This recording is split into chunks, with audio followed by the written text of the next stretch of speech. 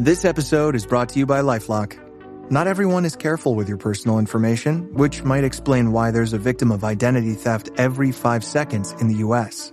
Fortunately, there's LifeLock. LifeLock monitors hundreds of millions of data points a second for threats to your identity. If your identity is stolen, a U.S.-based restoration specialist will fix it, guaranteed, or your money back. Save up to 40% your first year by visiting LifeLock.com/podcast. Terms apply.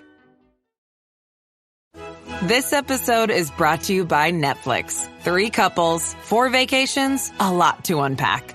Watch The 4 Seasons, a new series starring comedy favorites Tina Fey, Steve Carell, Will Forte, Coleman Domingo, and more in a hilarious and heartfelt love letter to long-term relationships. Based on the original Alan Alda film. Watch The 4 Seasons, May 1st, only on Netflix.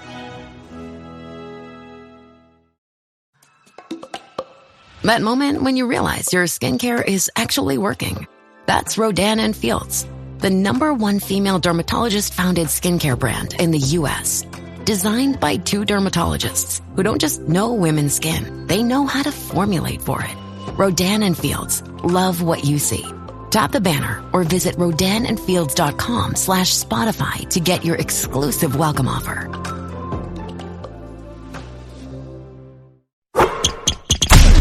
From the Fifth Quarter Studio in Madison, Wisconsin, you're listening to the Basketball Leadership Podcast.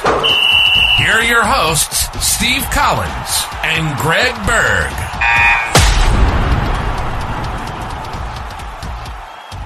Hey, Coach. Welcome to the Basketball Leadership Podcast. I'm so excited you decided to join us. Before we jump in, I'd just like to give a big shout out. First of all, to Coach Berg's site. He was so nice and kind of jumping in and doing this podcast with me. It's gberge.gumroad.com. Go over and check it out. He's got his team leader OS, which is awesome. Rocks. I'm just telling you. But he's got his all sorts of free preseason checklists, leadership things. Go over and check it out. And then go over and check out teachhoops.com for coaches who want to get better. I would put it up, 14-day free trial.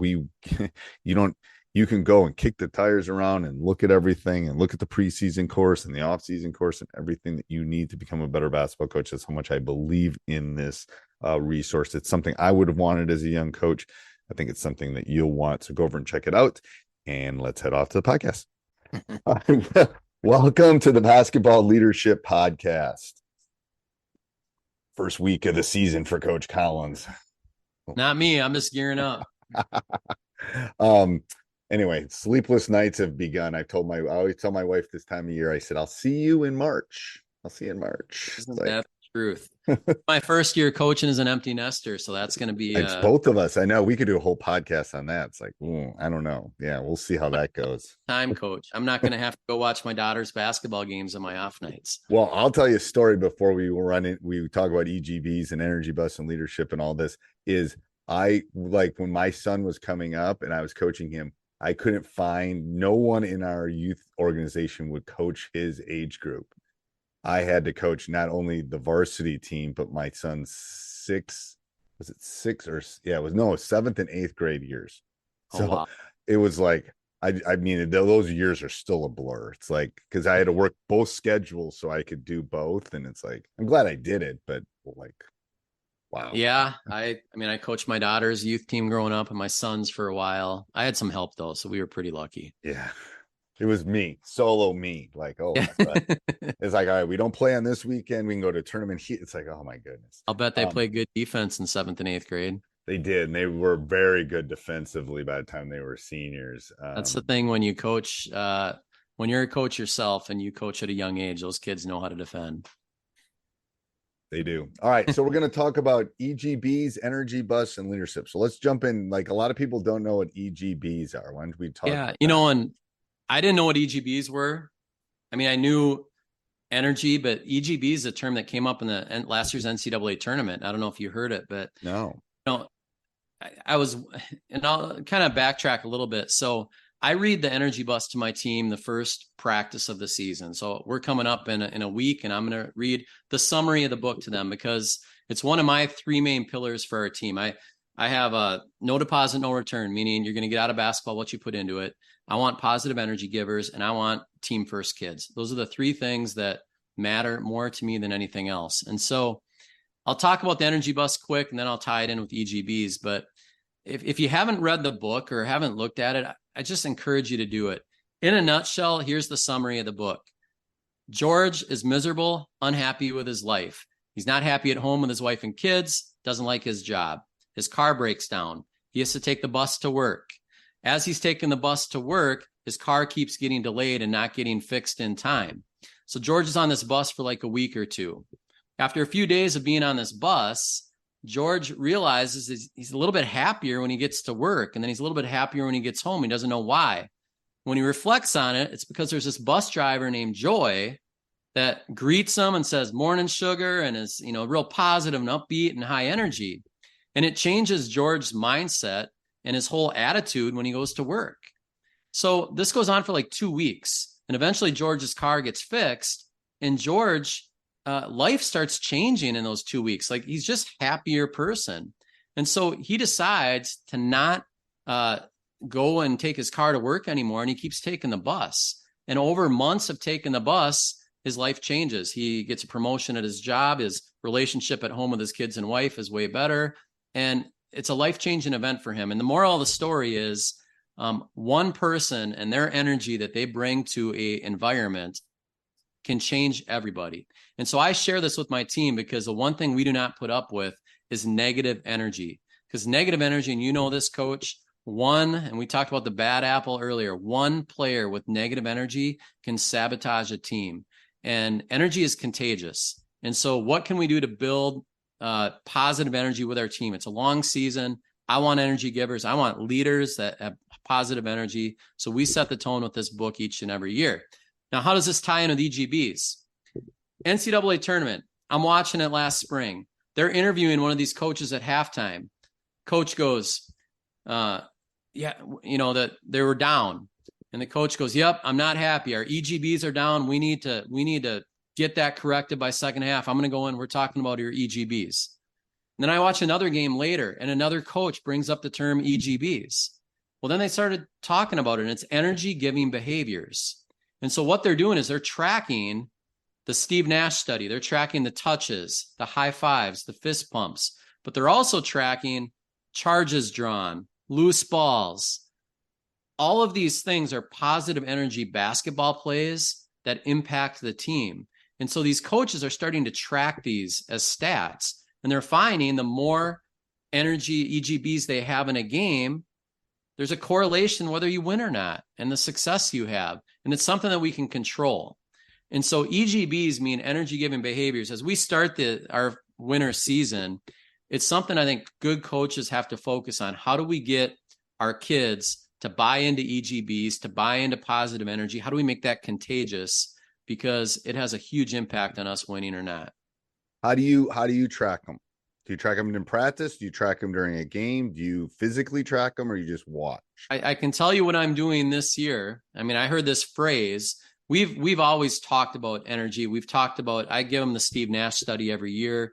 I'm a small school. We don't have a lot of stat people to do a lot of stuff, but I'm taking one of my stat. We have usually a couple girls each year that help us do stats. I'm going to take one of them, and we're going to track the touches piece. I'm going to try to track the touches, and I'm also going to pick a few basketball related energy plays and track them. It could be diving on a loose ball. It could be drawing a charge. It could be an extra pass. It could be whatever, a Gretzky pass, whatever it may be. But I want to measure it, because what gets measured gets done. It does. And what you emphasize, they'll do. It's more like, so I'm just trying to think of the people that I have sometimes keeping stats. I got to keep it simple. Like, so he's laughing, because they might not be able to know a Gretzky pass. So easy as they took a charge. That's an easy one for anybody listening. That's an easy one. I think diving on the floor after a loose ball is an easy one, because grandma knows that. I mean, those are two easy energy ones. Offensive rebound could be one. An offensive rebound. Yes. Because offensive rebounding is one of those basketball things that takes there's special people that do that. Like, we emphasize that in our program. I have a rule: if you get an offensive rebound, you can do whatever you want with it. I said you can throw it up to the stands and give it to mom if you want. I don't care. Yeah. Because, and that's what I'm saying. There's no bad shot after an offensive rebound. So some of the kids really go after them hard. Yeah. I love that. I love that. Because touches, I think, are more like, again, for the stats people, I think touches will be okay to see kind of. Points. I think points would be an energy. Yep. You just score, got to pass a point. Get in transition, you're pointing to your teammates where to go. That's a leadership thing. Absolutely. Yeah. Or even after an extra pass or things like that. Yeah. So Steve Nash averaged 239 touches a game. That's a lot. That's a lot of touches. So you have to pick what you want to track. Because right. We already came up with 4 or 5 of them. And the problem with charges is there aren't that many opportunities. No.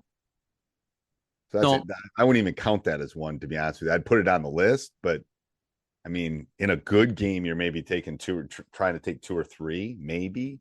Depending. But it could be bench involvement in the game too. Your bench has a role, and maybe every time they stand up or whatever it may be that is valuable to you is an energy thing. Maybe it has to do when kids go in the game and you high five the guy coming out. Little things. I don't know, but we're going to talk about it. How do you do check-in? How do I do check-in? Yeah, like when a kid checks in, what do you do?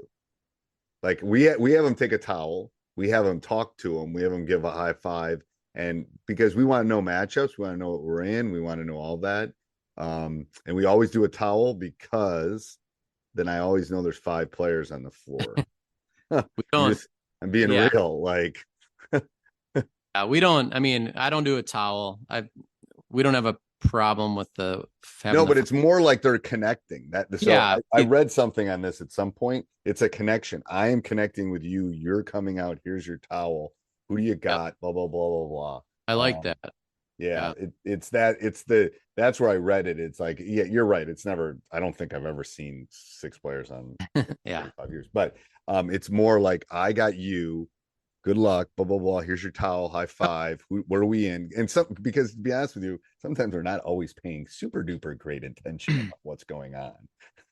I would say, I try to talk to the guy before they go in, and I make sure they know what we're in, who they're guarding, all that type of stuff. But other than the high five going in for their buddy, I don't do a lot of formal stuff with that. But I like the towel. I like the connection piece a lot. Yeah, because it's like we're one group. It's like you're helping them, hopefully, and then they're going to go get their water bottle. And then when we come out, we go all the way down the line and give high fives all the way down the line. Yep. And these are the expectations you got to talk about with your team, right? Like this is part of culture, which we'll talk about down the road here. But you got to lay out those expectations for your team, and they have to know what you expect. Right. Oh, yeah. And it's like, well, here's what you do. You go down the line, and then you come back and sit next to Coach Olsen, which is because I'm usually standing. It's like, here's where you go, because then usually there's some coaching going on. Like, hey, remember this and blah, blah, blah. And like, we're just giving you a quick blow here. You look tired, whatever it is. You just want to have another reconnect too. So that's, again, we'll dive into that when we do culture. All right. Anything else on EGBs and Energy Bus, Coach? No, we can go a lot deeper, but that's a quick overview for everyone. Yep. And then remind them of where they can go find you on Gumroad, so you can find all this free stuff. A lot of free stuff, a lot of books. My last name, Berge, BERGE.gumroad.com. All right. Go check it out. Till next week.